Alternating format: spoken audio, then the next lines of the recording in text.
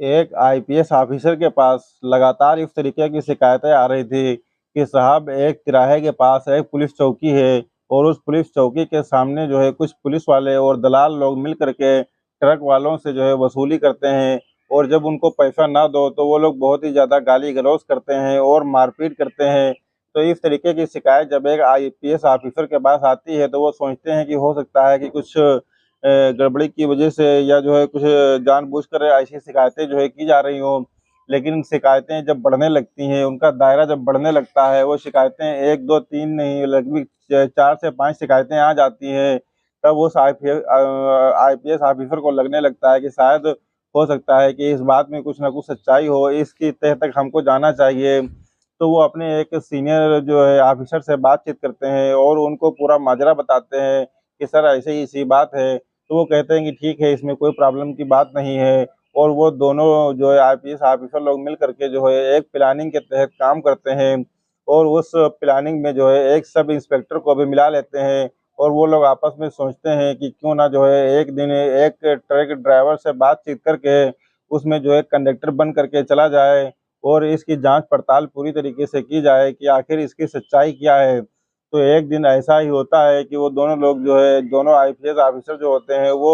जो है वो आप जो कंडक्टर के रूप में जो है अपना भेष बदल करके उस ट्रक में बैठ करके निकल जाते हैं और उनके साथ में जो है सब इंस्पेक्टर होते हैं वो भी उन्हीं के साथ में सादी वर्दी में चले जाते हैं और उसके बाद जब वहाँ पर जब पुलिस चौकी के पास पहुँचते हैं तो वो लोग जो है एक दलाल जो होता है और एक सिपाही होता है वो दोनों लोग डंडा दिखा करके उस ट्रक को रोक लेते हैं और उसके बाद वो ड्राइवर के पास आते हैं और उससे कहते हैं कि पैसे दो। तो उसमें जो आईपीएस ऑफिसर बैठे होते हैं तो वो जो जब ट्रक ड्राइवर अपनी जेब से पैसे निकाल करके उनको देने लगता है, तो आईपीएस ऑफिसर जो अंदर भेष बदल करके बैठे हुए थे, वो पूछने लगते हैं कि भाई किस बात के पैसे? तो वो पुलिस वाला जो होता है वो कहता है कि लगता है कि तुम अभी नए-नए हो इसीलिए तुमको जो है इस बात की जानकारी नहीं है और अभी जो है 2 डंडे तुमको दूँगा तो अभी तुम्हारी समझ में आ जाएगा। ये सारी बातें जो है वो कहता है, लेकिन जो है ये सारी बातें कहने के बाद जो भी जैसे ही वो ये बात कहता है तो उसमें जो सब इंस्पेक्टर होते हैं वो ट्रक से कूद करके जो है बाहर निकल जाते हैं और बाहर निकलने के बाद उस पुलिस वाले का हाथ पकड़ लेते हैं और हाथ पकड़ने के बाद उसको जो है बताते हैं कि शायद आपको पता नहीं है कि आप किससे बात कर रहे हैं। तो वो कहता है कि जी बताइए हम किससे बात कर रहे हैं? तो वो बताता है कि मैं एक सब इंस्पेक्टर हूँ और आप जिससे अंदर अभी बात कर रहे थे मारपीट करने की, वो दोनों के दोनों सीनियर आईपीएस ऑफिसर हैं और आप जो है उनसे ऐसे बदतमीज़ी से कैसे जो है पेश आ सकते हैं। इसी बीच जो एक दलाल होता है, जो प्राइवेट आदमी होता है, वो भाग जाता है और वो जो पुलिस वाला होता है, वो बताने लगता है क्योंकि वो जैसे ही उनका नाम सुनता है, वो थर-थर काँपने लगता है और उसके बाद वो बताने लगता है कि सर जो है मैं ये वसूली अपने लिए नहीं करता हूँ, बल्कि एक एसओ साहब हैं, वो ये सारी वसूली हमसे करवाते हैं और ये एक प्राइवेट आदमी था, ये जो है जो भाग गया है, इसके ज़रिए भी जो है वसूली होती है। ये सारी बातें जो है वो खुद उगल देता है। इसके बाद जो कानूनी प्रक्रिया होती है, वो कानूनी प्रक्रिया जो है पूरी तरीके से चालू हो जाती है और प्रक्रिया ऐसी शुरू शुरू होती है जिसमें जो है 7 पुलिस वालों को मिला करके तकरीबन 23 लोगों पर जो है एफआईआर दर्ज हो जाती है। साथ ही चौकी और थाने इसमें लगभग जो है 17 पुलिसकर्मी सस्पेंड हो जाते हैं। बात यहीं नहीं थमती है, जब ये बात जो है मुख्यमंत्री आवास तक पहुँचती है तो जो उत्तर प्रदेश के जो मुख्यमंत्री हैं श्री योगी आदित्यनाथ जी, जब उन तक ये बात पहुँचती है तो वहाँ के जो एसपी और एसएसपी होते हैं, उन सभी को जो है जो है उनका तबादला कर दिया जाता है और यही बात अखबार और सोशल मीडिया के माध्यम से जो है पूरे यूपी नहीं पूरे बल्कि पूरे हिंदुस्तान में ये बात जो है फैल जाती है। तो वो दोनों आईपीएस ऑफिसर जो है कौन थे? आज इस कहानी में हम आप लोगों को यही बताने की कोशिश करेंगे क्योंकि उन दोनों आईपीएस ऑफिसरों की इतनी ज़्यादा पूरे देश में वाहवाही हो रही थी। आज उन्हीं आईपीएस ऑफिसरों के बारे में हम जानने की कोशिश करेंगे इस कहानी के माध्यम से। दोस्तों अस्सलाम वालेकुम, नमस्कार, मैं शादाब खान। अगर आप हमारे चैनल पर नए हैं तो प्लीज़ हमारे चैनल को सब्सक्राइब कर लीजिएगा और कहानी अगर अच्छी लगे तो लाइक कीजिएगा और कमेंट बॉक्स में अपनी राय ज़रूर रखिएगा और कमेंट बॉक्स में ये भी लिखिएगा कि आप कहाँ से देख रहे हैं और आपका नाम क्या है ताकि अगली कहानी के अंत में मैं आपके नाम की घोषणा कर सकूँ। दोस्तों आज की जो कहानी है वो उत्तर प्रदेश के बलिया ज़िले की है। यानी कि जो है आजमगढ़ जोन के जो आईपीएस अधिकारी होते हैं, जिनका नाम वैभव कृष्ण है, उनके पास लगातार जो है इस तरीके की सूचनाएं आ रही थी कि सर जो है एक नरही थाने के पास जो है एक तिराहा पड़ता है,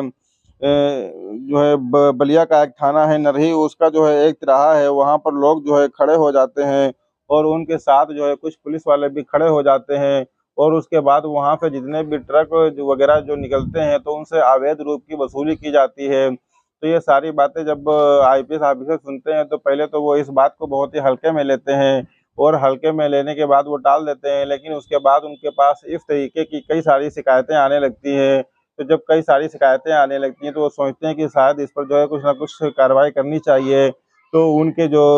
जो एडीजी साहब होते हैं बनारस जोन के, तो वो उनसे बातचीत करते हैं कि और जो है कहते हैं कि साहब ये जो है इस तरीके की शिकायतें आ रही हैं। जो एडीजी साहब जो बनारस वाले होते हैं वो कहते हैं कि ठीक है, इसके ऊपर कुछ ना कुछ तो करना पड़ेगा। तभी जो है 3-4 दिन के लिए जो है कुछ सिपाही लोग जो हैं जो सादी वर्दी में वहाँ पर जो है भेजे जाते हैं रात के समय समय में, और उनसे बताया जाता है कि आप वहाँ पर जो है जाकर के 3 से 4 कि आपको केवल 3 से 4 दिन वहाँ पर जो है खड़े होकर के ये चीज़ देखना है कि जो शिकायतें आ रही हैं ये वाक़ई में सच है। तो वो जब 3 से 4 दिन वहाँ पर रात में खड़े होकर के सादी वर्दी में जब खड़े होकर के देखते हैं तो वहाँ से जितने भी वाहन गुज़रते हैं तो वाक़ई में वो पुलिस वाले उन लोगों को जो है लाठी डंडे दिखा कर के पैसे वसूलते हैं। तो कुछ कुछ तो उसमें ऐसे होते हैं जो उनको पैसे दे दिया करते थे, लेकिन कुछ उसमें ऐसे होते हैं जो लाठी डंडा दिखाने के बाद उनको पैसे देते थे और रात भर में जो है कई 100 ट्रक जो है गुज़रते थे। इस तरीके से उन लोगों की बहुत ही तगड़ी कमाई हो जाती थी। ये सारी बातें वो लोग जो है आकर के अपने जो है आईपीएस ऑफिसर को बताते हैं, वैभव कृष्ण को, जो सीनियर सीनियर ऑफिसर होते हैं। तो वो ये जो है अपने एडीजी जोन जो बनारस वाले होते हैं उनसे जो है मिल करके ये सारी बातें बताते हैं कि सर ये तो वाक़ई में जो है बहुत ही सच्ची बात है। तो वो दोनों लोग जो है मिल करके ये जो है इस सारी शिकायतों का निस्तारण करने के लिए जो है वो जो है एक प्लानिंग जो है तैयार करते हैं और उस प्लानिंग में बताते हैं कि कुछ हम टीम बनाते हैं, यानी जो सीनियर ऑफिसर होते हैं वो 2 टीम बनाते हैं और जो डीआईजी साहब होते हैं वो अपनी तरफ से 3 टीम तैयार करते हैं। इस तरीके से जो है टोटल 5 टीमें तैयार की जाती हैं और टीम बनाने के बाद वो कहते हैं कि हम बलिया के जो नरही थाना है उसके जो है भरौली तिराहे पर हम लोग सिर्फ चलेंगे और देखेंगे, मगर जो है वहाँ पर करेंगे कुछ नहीं, और उसके बाद वो सीधा यहाँ से जो है निकल जाते हैं।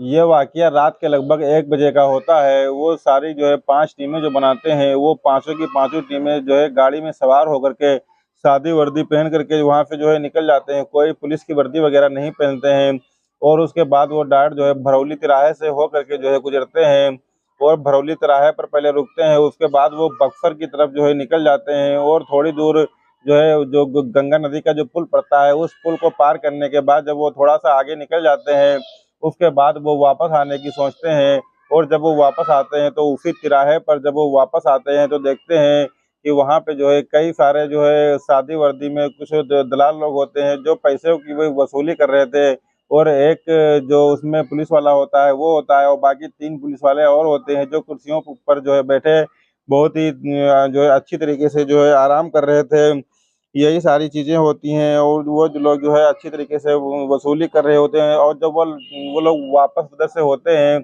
तो तकरीबन रात के 2 बजे का टाइम होता है, क्योंकि 1 बजे इधर से जाते ही हैं और जब वापसी करते हैं तो तकरीबन 2 बजे का जो है वक़्त होता है, क्योंकि जब वो इधर से गए थे तो 1 बजा था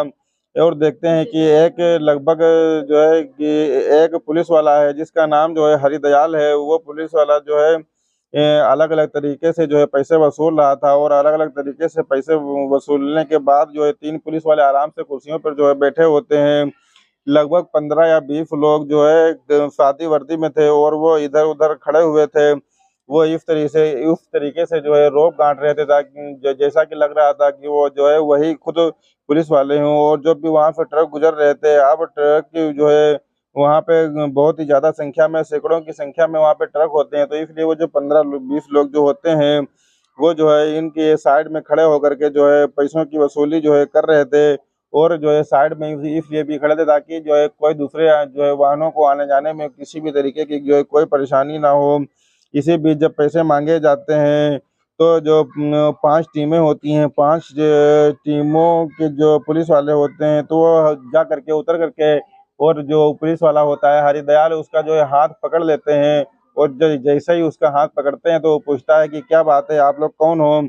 तो वो जो है ये सारी बातें बताते हैं कि आपको शायद इस बारे में जो है पता नहीं है कि आप जो है किसके साथ वसूली कर रहे हैं, क्योंकि अंदर जो है डीआईजी साहब हुए हैं और जो है एडीजी साहब भी हैं। वो बनारस जोन के जो है एडीजी साहब भी हैं और आप इस तरीके से जो है अवैध वसूली कर रहे हैं। बस इतना ही कहना था कि वो जितने भी लोग थे वहाँ पर जो है बहुत ही ज़्यादा भगदड़ मच जाती है। अब जो दलाल लोग होते हैं वो इधर-उधर जो है भागने लगते हैं और वो इतने ज़्यादा दलाल थे कि वो आपस में तला ऊपर जो है गिरने लगते हैं और इसी तरीके से जो है वो लोग जो है भागने की वहाँ से निकलने की जो कोशिश करते हैं। और उसके बाद जो 3 पुलिस वाले होते हैं जो कुर्सी पर आराम से शांत तरीके से बैठे हुए थे, वो लोग सोचते हैं कि अब अधिकारियों का मामला है, अधिकारी सब कुछ जान ही गए हैं, तो वो लोग चुपके से जो है उसी बैठे रहते हैं और उसके बाद वहाँ से जो है जंगल की तरफ जो है भागने लगते हैं और जिसको जो जगह मिलती है, वो उसी तरफ जो है वैसे-वैसे वो जो है भागते चले जाते हैं। जो हरिदयाल होता है पुलिस वाला उसको जो है पकड़ लिया जाता है और उससे पूछा जाता है कि ये जो भागे हैं, ये कौन है? तो वो बताता है कि साहब इसमें जो है तीनों के तीनों जो है पुलिस आरक्षी हैं, उन जिसमें जो है बताया जाता है कि इसमें एक हेड कांस्टेबल जो है विप्रो यादव है और दूसरा जो है कांस्टेबल दीपक मिश्रा और तीसरा बलराम सिंह है। ये तीनों जो है पुलिस वाले थे जो आराम से एक कुर्सी पर बैठे हुए थे। लगभग 15 से 20 लड़के थे जिन्होंने सादे कपड़े पहन रखे थे। वो सारे के सारे जो है दलाल थे और वो इस तरीके से जो है वसूली किया करते थे। जो चारों तरफ से जो है क्योंकि वहाँ पे 5 टीमें पहुँची थी और काफ़ी पुलिस वाले थे, इसीलिए उन लोगों को चारों तरफ से घेर लिया जाता है और घेर लेने के बाद उन सभी जो 15 से 20 दलाल होते हैं, उन सभी को जो है पकड़ लिया जाता है। अब सबको पकड़ लेने के बाद जो हरिदयाल से जब बातचीत करने लगते हैं, तो हरिदयाल की जो है आँखों में आँसू आ जाता है और वो गिड़गिड़ाने लगता है और वो कहता है कि सर मैं अब ऐसा काम जो है कभी भी नहीं करूँगा, प्लीज़ जो है मुझे माफ़ कर दीजिए। यही सारी बातें जो है वो बोलता रहता है कि मुझसे गलती हो गई और ऐसा मैं अब कभी भी नहीं करूँगा। तो वो उससे पूछते हैं कि आप जो है एक गाड़ी के कितने रुपए वसूल करते हैं? तो वो साफ-साफ बता देता है कि सर मैं प्रति गाड़ी ₹500 ही वसूल करता था। पैसों का तो ख़ैर पता नहीं, लेकिन जो अवैध रूप से वसूली का मामला था, वो वाक़ई में जो है बिल्कुल सही निकलता है और उन्हें जो है पहले से इस बात की जानकारी मिल चुकी थी कि जब हरिदयाल से पूछा जाता है कि तुम इन पैसों का जो है क्या करते हो? तो वो साफ-साफ बता देता है कि सर इसमें जो ₹500 प्रति गाड़ी की जो वसूली होती है, इसमें जो है ₹100 तो हम लोग लेते हैं और ₹400 जो एसएचओ साहब होते हैं नरही थाने के जो इंचार्ज हैं उनको ₹400 दिए जाते हैं और बाकी 15 से 20 लड़के भी इसमें जो है सादी वर्दी में शामिल होते हैं, उनको भी हर महीने की जो है तनख्वाह दी जाती है। ये सारी बातें वो बताता है और ये भी बताता है कि पुलिस वालों का रोटेशन होता है कि हर दिन जो है अलग-अलग लोगों की जो है यहाँ पे ड्यूटी लगती है और जो लड़के होते हैं उनको हर महीने की तनख्वाह दी दी जाती है। इसी तरीके से ये सिलसिला जो है चलता रहता है और पैसे वसूले जाते हैं। हम लोग तो पैसे लेकर के एसएचओ साहब के पास चले जाते हैं और वहाँ पे जो है बँटवारा होता है। तो वो पहले ही बता चुका था कि ₹100 हम लोग लेते हैं और ₹400 एसएचओ साहब को दे देते हैं। बाकी जो उसमें जो 15 से 20 लड़के हैं, उनकी जो ड्यूटी लगती है, उनको प्रति मंथली जो है उनको पैसा दिया जाता है। इस तरीके की बातें जब जो है पता चल रही थी, ये हिसाब-किताब लगाया जाता है कि लगभग पूरी की पूरी रात में तकरीबन 1000 बालू के ट्रक ऐसे होते हैं, जो बक्सर की तरफ से या बिहार की तरफ से यूपी में जैसे ही कदम रखते हैं, वो नरही थाने के तिराहे के पास, चौकी के पास, जो पुलिस वाले जो वसूली करते हैं और जो 15 से 20 लड़के जो सादी वर्दी में होते हैं, दलाल लोग, वो जो वसूली करते हैं, तो वो पूरी की पूरी रात में तकरीबन जो है 1000 ट्रकों से तकरीबन 5 लाख रुपए वो इस तरीके से वसूल लेते हैं। और 5 लाख में वो 1 लाख रुपए जो है खुद ले लेते हैं और 4 लाख रुपए जो वहाँ के एसओ साहब होते हैं उनको दे देते हैं।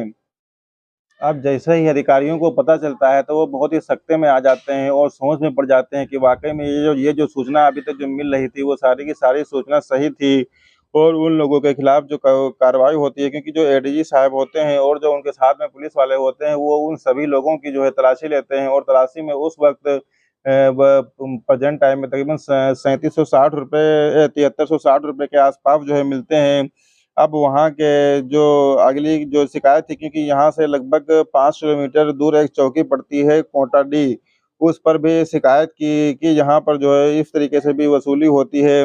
तो अब आईपीएस ऑफिसर वैभव कृष्ण और साथ ही एडीजी साहब जो होते हैं, वो उनसे जो है आगे बात करते हैं कि साहब आगे जो है क्या करना है? तो वो कहते हैं कि ठीक है, आगे करना क्या है? आगे अब जो है कंडक्टर बन करके जो है चलते हैं, क्योंकि पूरा तामझाम वहाँ पर ले जाना ठीक नहीं है, क्योंकि पूरा तामझाम अगर लेकर के जाएँगे तो सूचना लीक हो जाएगी। उसी तरीके से जो है सारी बातें होती हैं और जो है सारा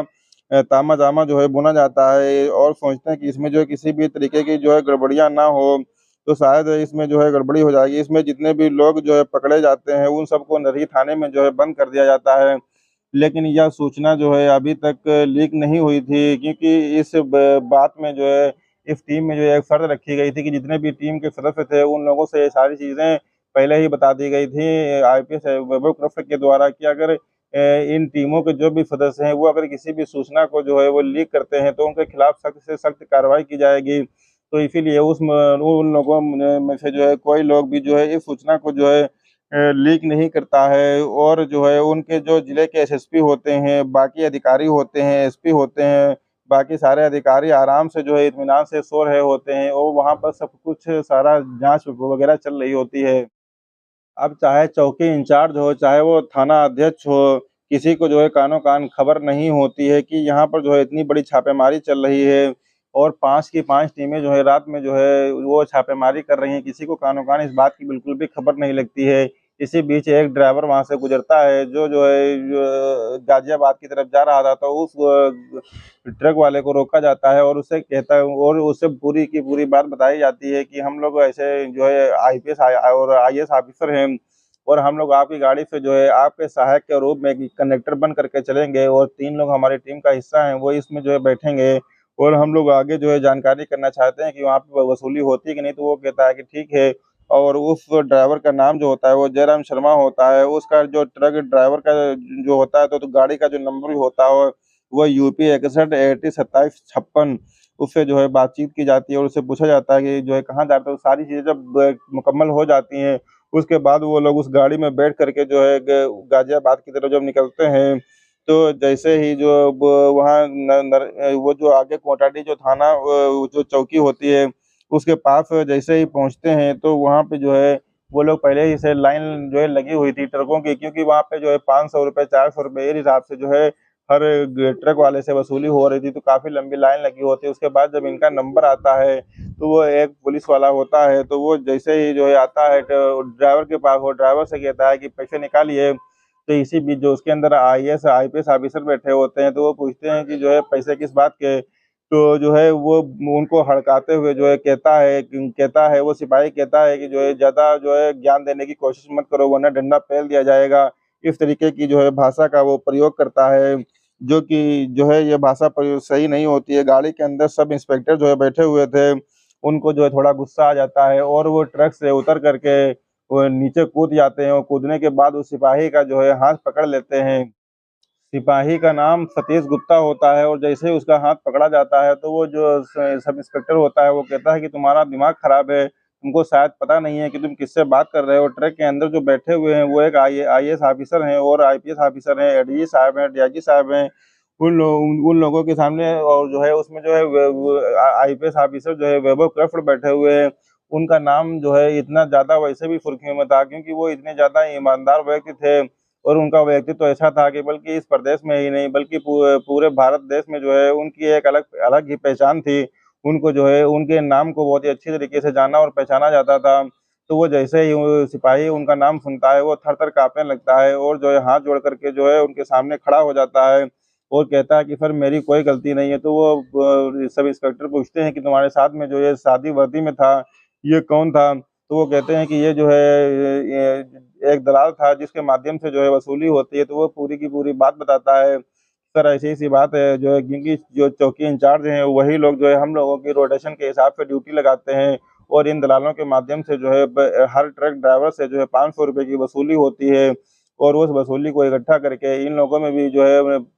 मंथली के हिसाब से जो है इन लोगों को तनख्वाह दी जाती है। बाकी ₹100 के हिसाब से हम लोगों को मिलते हैं, बाकी ₹400 के हिसाब जो है वो एसएचओ जो है एसओ साहब हैं, उनको जो है पूरा का पूरा हिसाब दिया जाता है। ये सारी चीज़ें जो है वो बता देता है। अशोक नाम का जो है एक व्यक्ति होता है जो सादी वर्दी में होता है, जो वहाँ से भाग जाता है, तो वो ये सारी बातें जब हो जाती हैं, तो वो कहता है कि ठीक है अब जो है इस तरीके की जो बातें थी, बस इतना कहना था। उसके बाद जो है यह बात जगह-जगह फैल जाती है, अखबारों में और टेलीविज़न के माध्यम से और सोशल मीडिया के माध्यम से जो है पूरे देश और पूरे प्रदेश में जब इस बात की चर्चा होने लगती है, जिनका न नाम जो है नरही थाने के जो अध्यक्ष होते हैं, जिनका नाम पन्नेलाल होता है, साथ ही सब इंस्पेक्टर जो मंगला प्रसाद होते हैं और जो है और इनको जो है सस्पेंड कर देते हैं। मुख्य आरक्षी विष्णु यादव, सिपाही हरदयाल सिंह, दीपक मिश्रा, बलराम सिंह, उदयवीर सिंह, प्रशांत सिंह, ओम प्रकाश, ये नरही थाने का जो है स्टाफ था।